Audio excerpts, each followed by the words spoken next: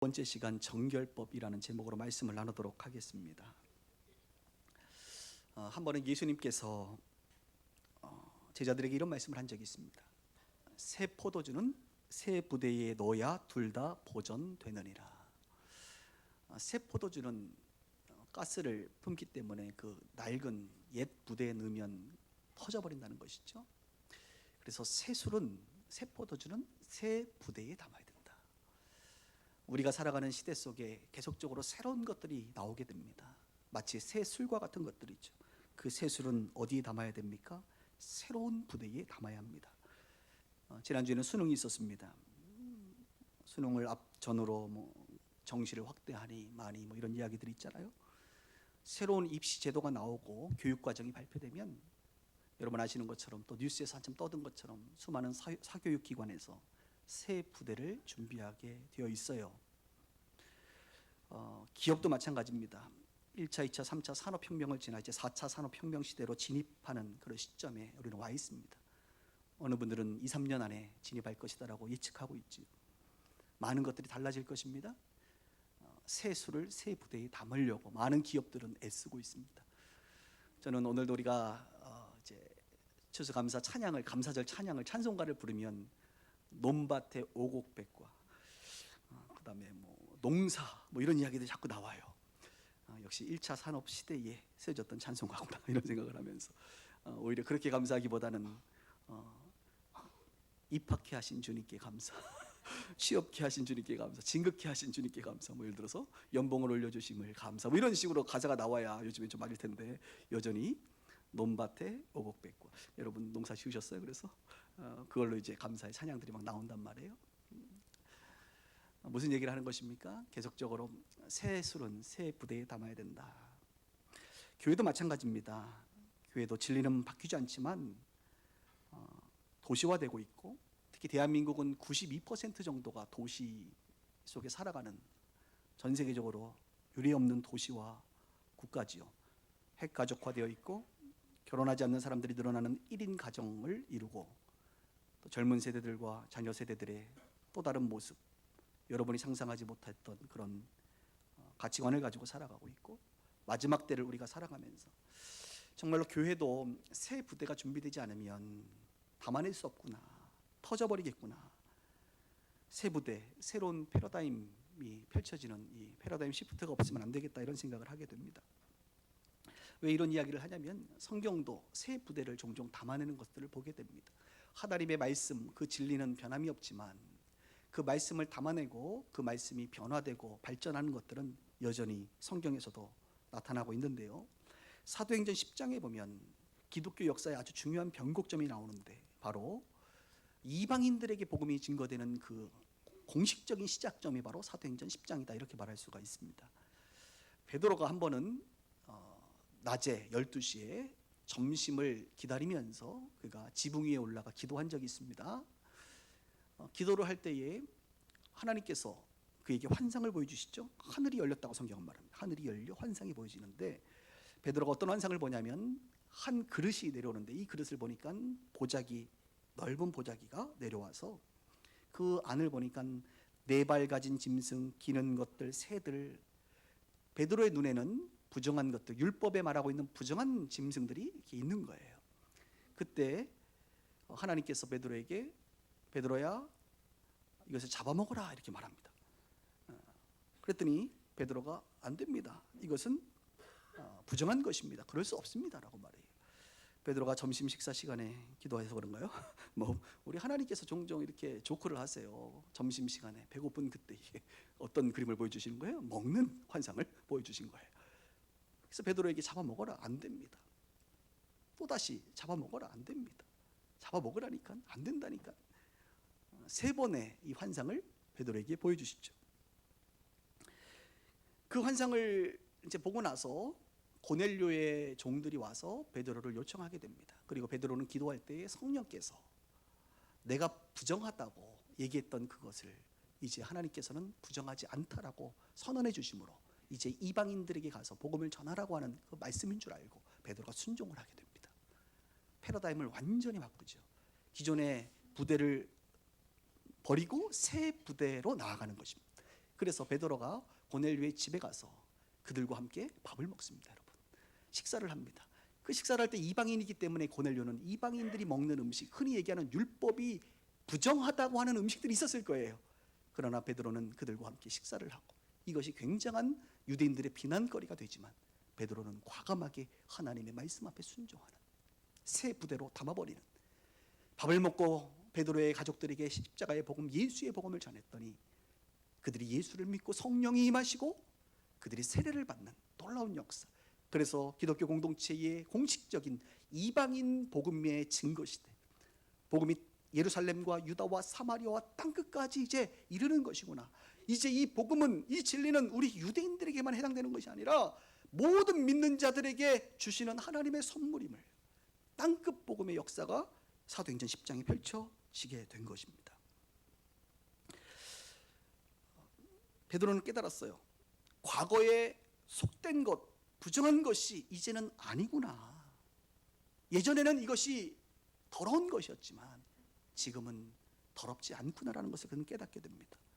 무엇이 이런 패러다임을 바꾸게 되는 결정적인 계기를 마련했나요? 바로 예수 그리스도의 십자가 사건. 예수님의 십자가 사건은 율법을 완성하며 그분의 십자가의 보혈은 우리로 하여금 모든 부정한 것을 정결하게 할 수 있는 능력이 됨을 베드로는 깨닫게 되고, 결국 거룩함의 기준이 율법의 정한 것과 부정한 것을 나누는 무엇을 먹고 마시는 것 정도가 아니라 거룩의 기준이 예수님의 십자가요, 보혈이요, 성령의 역사라는 것을 그는 새롭게 받아들이게 되는 새 부대를 스스로 만들어내게 됩니다. 그리고 교회 공동체가 사도행전 11장에 이것에 대해서 논의하고 결국 기도함으로 하나님의 이 놀라운 역사를 모두가 찬양하면서 공동체, 초대교회 공동체가 이제 새로운 부대로 바뀌게 되는 그런 역사를 마련하게 됐지요. 지금 베드로가 먹어야 되는 것, 먹지 말아야 되는 것, 이 이야기의 내용이 바로 어디에 나오느냐면 오늘 우리가 이제 보게 될 바로 레위기 11장부터 15장에 나와 있는 먹는 것과 그런 정결에 관련된 이야기라고 말할 수가 있어요. 우리는 다시 과거로 돌아갑니다 오늘. 그래서 정결법에 대한 이야기를 나누고 싶어요.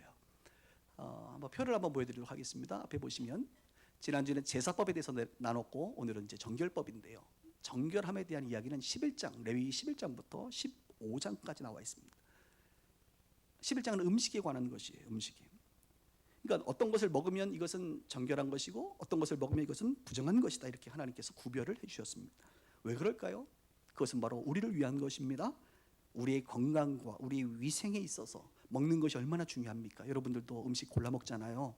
그런 것처럼 하나님께서 광야 생활을 하는 이스라엘 백성들에게 먹지 말아야 될 부정한 거, 이거 먹었다가는 너희들 건강에 위태로워, 위생적이지 않아, 그러니까 이거 먹지 마, 이건 먹어도 돼, 이렇게 분류를 해주실 거예요.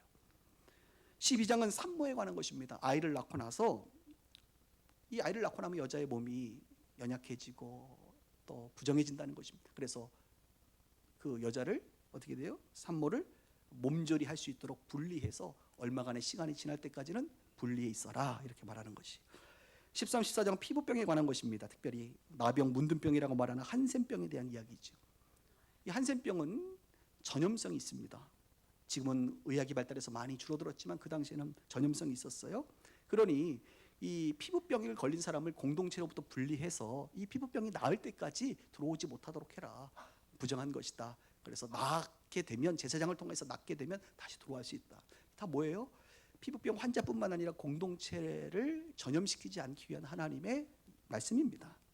그리고 심지어는 의복이라든지 그런 그 가족들에게 혹시 곰팡이, 옷 같은 데다 곰팡이가 있으면 이것이 나병의 어떤 그 나균인지 확인을 해야 되기 때문에 제사장을 통하여 확인하고 이런 것들을 부정하게 여겨라, 이렇게 말하는 거예요.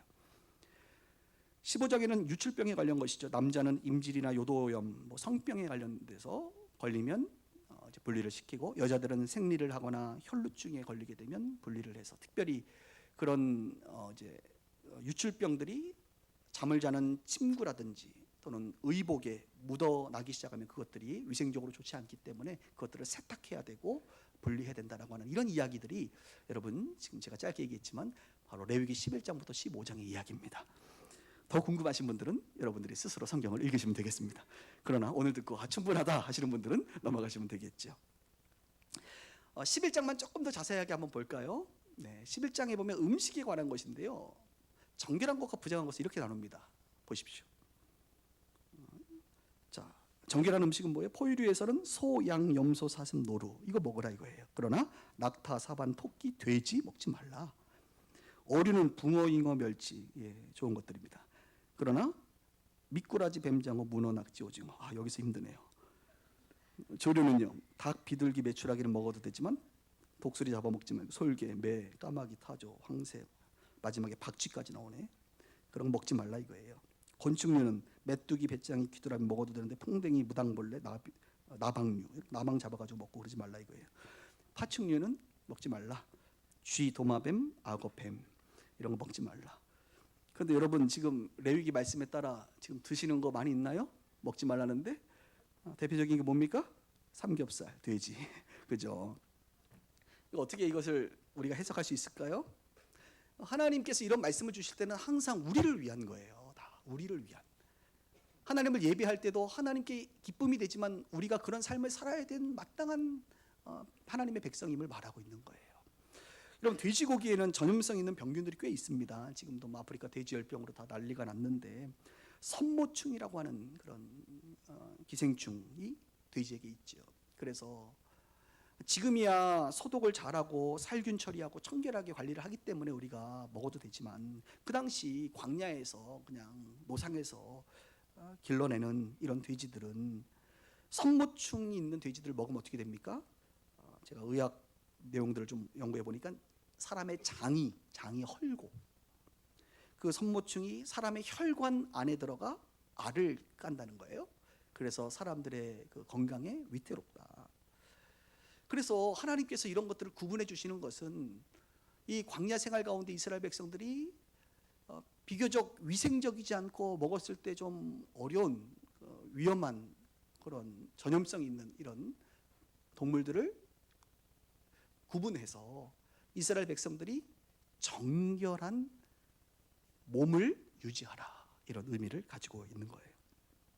베드로의 환상에는 뭐가 나온 겁니까? 저 부정한 동물들이 나온 거예요. 그래서 베드로가 못 먹겠습니다.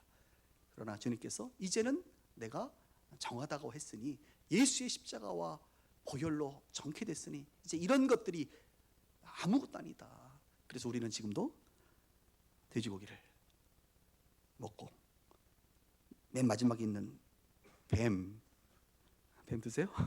먹고 많은 것들을 이 먹는 것으로 우리가 더 이상 정함과 부정함을 구분짓지 않는 시대 속에 새로운 그런 부대를 담아서 우리가 살아가고 있는 것이죠. 다음 페이지에 보시면 우리가 오늘 읽은 본문인데요. 성경은 이렇게 말합니다. 나 여호와는 너희의 하나님이라. 내가 거룩하니 너희도 뭘 구별하래요? 몸을 구별하여 거룩하게 하고 땅에 기는 길짐승이나 말미암아 스스로 더럽히지 말라. 마지막에 보니까 내가 거룩하니 너희도 거룩해라. 하나님께서는 거룩하신 분이시다. 그러니 너희의 몸도 거룩해라. 하나님은 우리의 영과 혼과 육이 주 안에서 거룩해지기를 원하십니다. 기독교 초기 기독교의 이단 중에 대표적인 이단이 영지주의라고 했어요. 영지주의. 이 영지주의자들은 뭐냐면 이 영적인 것과 이 지식적인 것들만 거룩하고 중요한 것이지 우리가 하나님 믿으면 예수 믿으면 이런 육체적인 것들은 하찮은 것이야. 그래서 영과 육을 분리해서 영적인 것들만 중요하고 이것은 하대해도 돼. 금욕주의적인 성향을 갖게 돼요. 이것은 성경을 잘못 이해한 것입니다. 하나님은 우리를 창조하실 때 우리의 영과 혼, 마음과 육신을 다 창조하셨어요. 그래서 하나님이 주신 이 몸을 우리가 살아가는 동안에 어떻게 건강하게, 거룩하게, 정결하게 살아가는 것은 매우 중요합니다. 데살로니가전서 5장 23절 이것을 말하죠. 평강의 하나님이 친히 너희를 온전히 거룩하게 하시고 또 너희의 온 영과 혼과 몸이 우리 주 예수 그리스도로께서 강림하실 때에 흠없게 보존되기를 원하신다. 어떻게 보존되기를 원해요? 흠없게 보존되기를 원해요. 물론 우리가 죽게 되면 이 육신은 더 이상 의미가 없지요.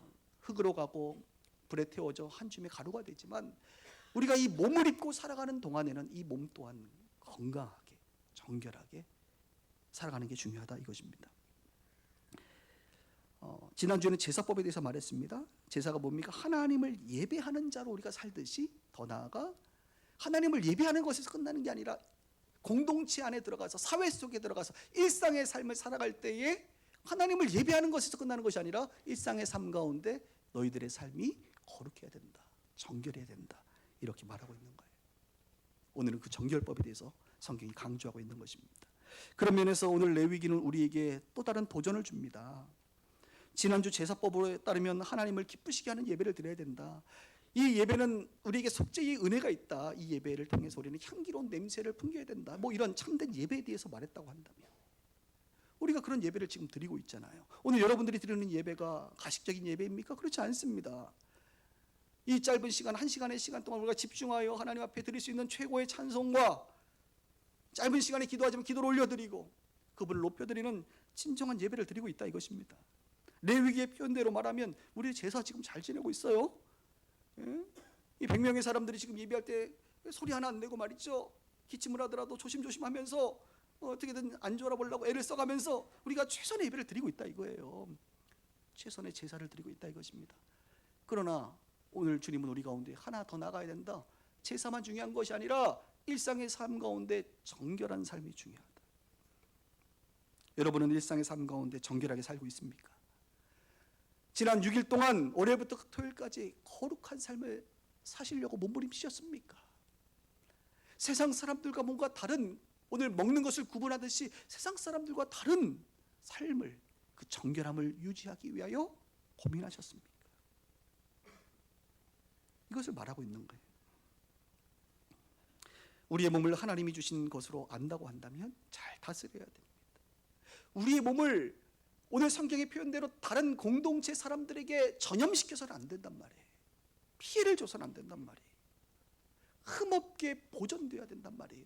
흠이 생기면 공동체에서 벗어나 회복하여 다시 공동체로 들어가야 된다는 이야기예요.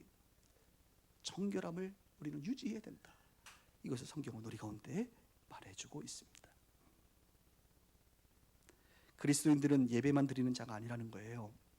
예배만 드리는 것이 아니라 더 나아가 정결한 삶으로 살아가는 자가 바로 우리다. 사랑하는 여러분, 지난 한 주간을 돌아보면 정결하셨나요? 여러분의 모습을 보면 여러분들이 정결하신 것 같아요? 뭐 거룩하다 그러면 우리가 용어가 너무 좀 무게감이 있고 신적이기 때문에 거룩함이라는 단어 말고 조금 낮춰서 정결한, 여러분의 영과 마음과 육체가 정결하세요? 깨끗하세요? 누가 보더라도 저 사람은 참 정결한 사람이야, 순전한 사람이야, 퓨어한 사람이야, 깨끗한 사람이야, 말과 행동이 같은 사람이야, 앞과 뒤가 똑같은 사람이야, 저 사람과 함께 있으면 뭔가 나도 모르게 악한 모습에서 선한 모습으로 바뀌는 것 같아. 이런 평가를 여러분들이 받을 수 있는지 모르겠어요. 근데 우리가 어때요? 살아가면서 그렇지 못하죠. 오염되잖아요. 누가 유출병이 있고 싶어서 있습니까? 누가 전염된 것을 먹고 싶어서 먹습니까? 우리가 살다 보면, 이 광야에서 살다 보면 나도 모르게 더러워진단 말이에요. 전염된단 말이에요. 피부병이 난단 말이에요. 그래서 우리 주님께서 이렇게 말씀하시는 거예요. 나에게 나와 제사로 회복하고 또 때로는 분리해서 너희들이 스스로가 치료받고 그렇게 살아라. 이것을 우리 가운데 가르쳐주고 있는 것입니다. 여러분, 구약의 정결함이 법을 잘 지킴으로 말미암아 될 수 있다고 한다면 이 시대에, 그럼 새로운 플랫폼의 시대에 우리는 어떻게 정결함을 유지할 수 있는가? 이 시대가 말하는 정결함은 도대체 이 세술은 무엇인가? 이것을 성경은 딱 얘기하고 있습니다. 야고보서 1장 27절인데요. 들어보십시오. 하나님 아버지 앞에서 정결하고 더러움이 없는 경건은, 정결하고 더러움이 없는 경건이 있다는 거예요. 그게 뭐예요? 곧 고아와 과부를 그 환난 중에 돌보고 또 자기를 지켜 새 속에 물들지 아니하는 그것이니라. 이 시대의 정결은 구약에 이렇게 먹을 것과 먹지 않을 것을 구분하고 피부병이 생기거나 유실병이 생기거나 뭐 아이를 낳았을 때 이렇게 분리하는 것 정도의 어떤 육신적인 정결함이 아니라 성경이 말하는 이 시대의 새로운 정결함은 뭐냐? 가난한 자를 그다음 또 뭐래요? 자기를 지켜 세속에 물들지 아니하는 것이다.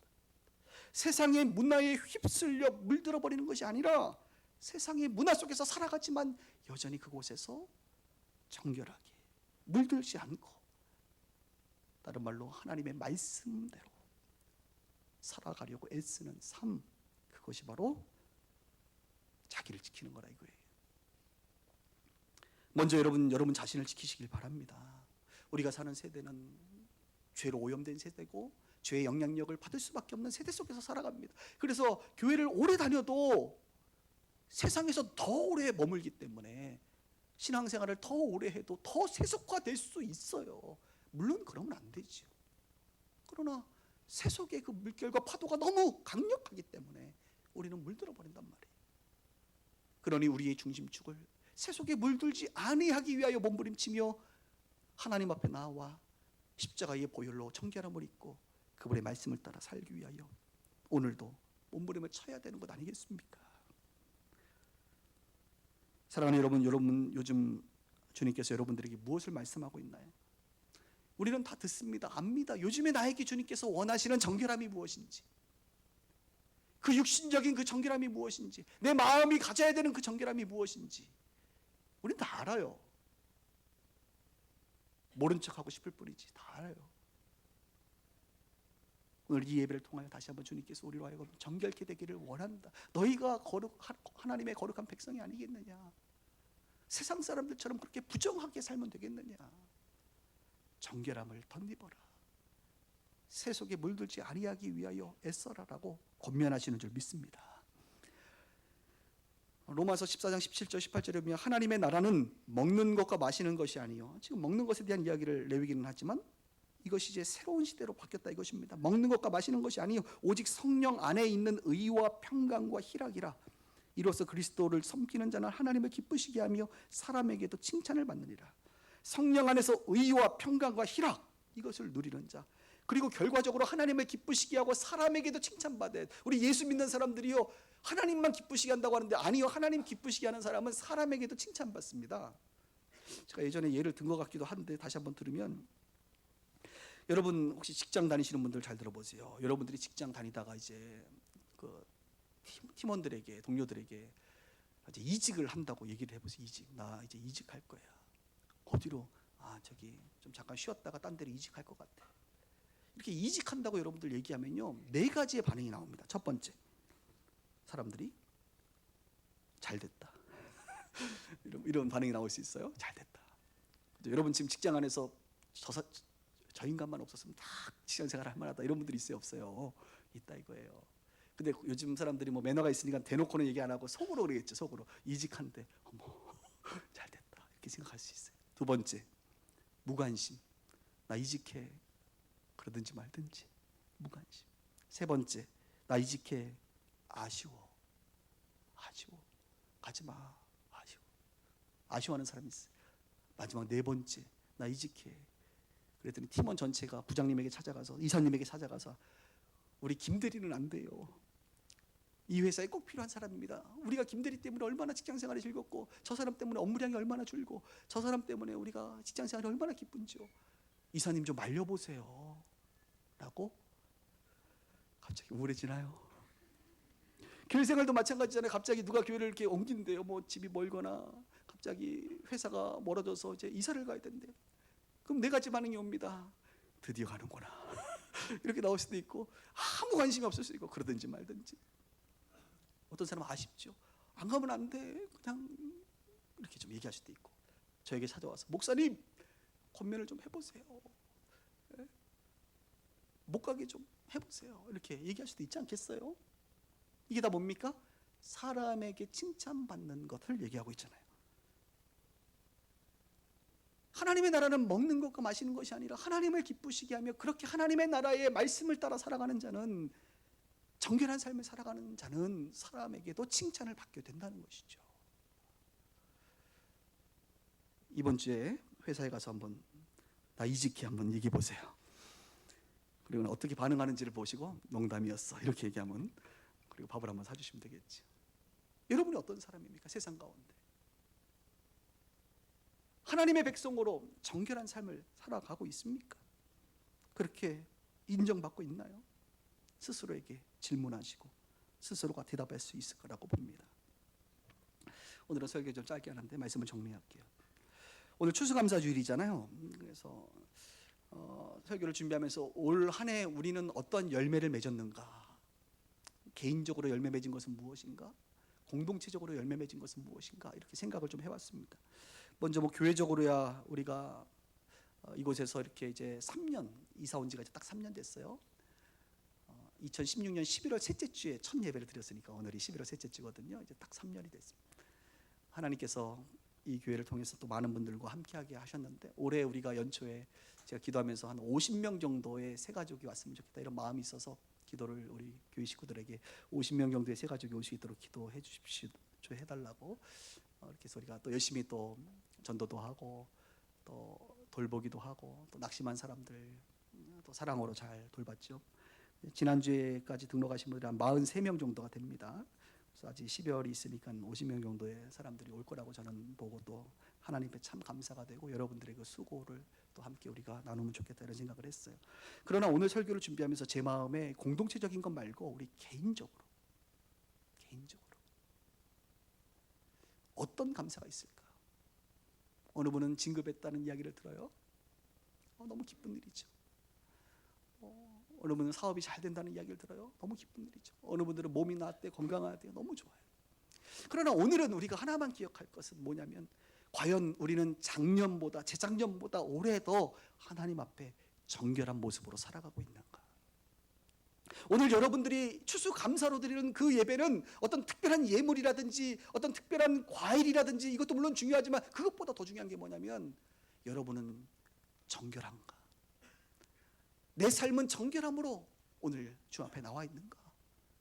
작년보다 재작년보다 더 하나님 앞에, 세상 사람들 앞에 나는 정결한 사람으로 지금 성화되고 있는가? 정결한 내 삶이 곧 오늘 감사의 예물이 되기를 주님의 이름으로 축복합니다. 그렇지 못하다고 한다면 내년 추수감사주일에는요, 기억하시고 여러분이 알 거거든요. 내가 작년보다 더 믿음의 삶을 살아가고 있는가, 정결한 삶을 살아가고 있는가. 나는 알거든.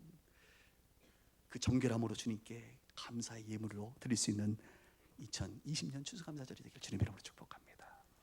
오늘 레위기를 통하여 제사법에 의해서 정결법에 대해서 배웠습니다. 한 가지 사실, 우리는 하나님의 백성이니 하나님이 거룩하고 정결하시듯이 우리도 정결한 삶을 공동체와 사회 속에서 살아야 됨을 이 시간 다시 한번 기억하는 우리 모두가 되기를 주님의 이름으로 축원합니다. 기도하십시오.